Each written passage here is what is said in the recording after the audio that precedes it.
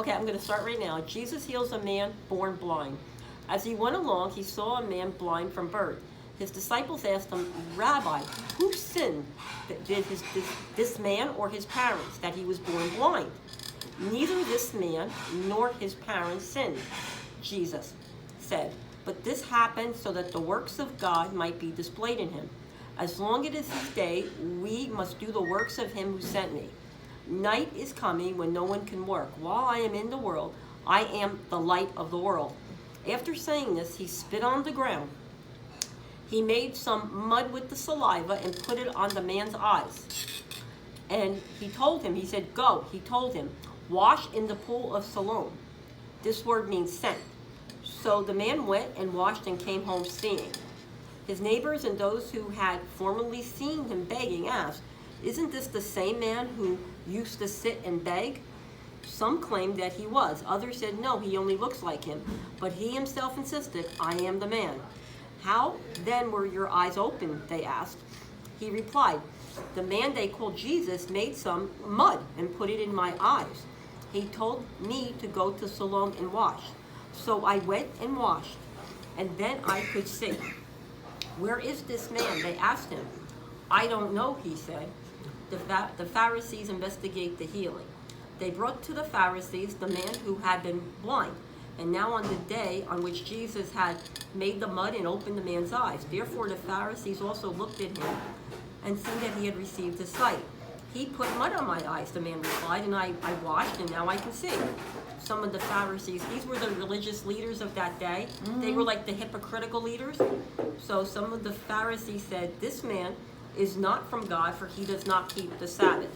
But others said, how can a sinner perform such great miracles? So they were divided. Then they turned again to the blind man. What have you said about him?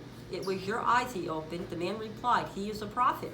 They still did not believe that he had been blind and had received his sight until they said, for his parents, is this your son? They asked. And they said, to this one you say he was born blind? How is it that he now can see? We know he is our son, the parents answered, and we know he was born blind. But how can he now see now? Who has opened his eyes? We don't know. Ask him. He's of age. He can speak for himself. His parents said this because they were afraid of the Jewish leaders, who already had decided that anyone who acknowledged that Jesus was the Messiah would be put out of the synagogue. That was why his parents said, he is of age, ask him. A second time they summoned the man who had been blind. Give glory to God by telling the truth. They said, we know this man is a sinner. He replied, whether he is a sinner or not, I know one thing, I was blind, but now I see. Now, then he asked him, what did you do to open your eyes? He answered, I have told you already, and you did not listen. Why do you want to hear it again? Do you want to become his disciples too? Then they hurled insults at him and said, you are this fellow's disciple? We are disciples of Moses. We know that Jesus spoke to Moses, but as for him, this fellow, we don't even know where he comes from. Okay, it's almost a little bit more. The man replied, now this is remarkable.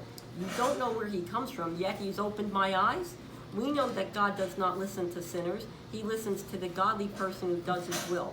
Nobody has ever heard of opening eyes to a man born blind. If this man were not from God, he could do nothing.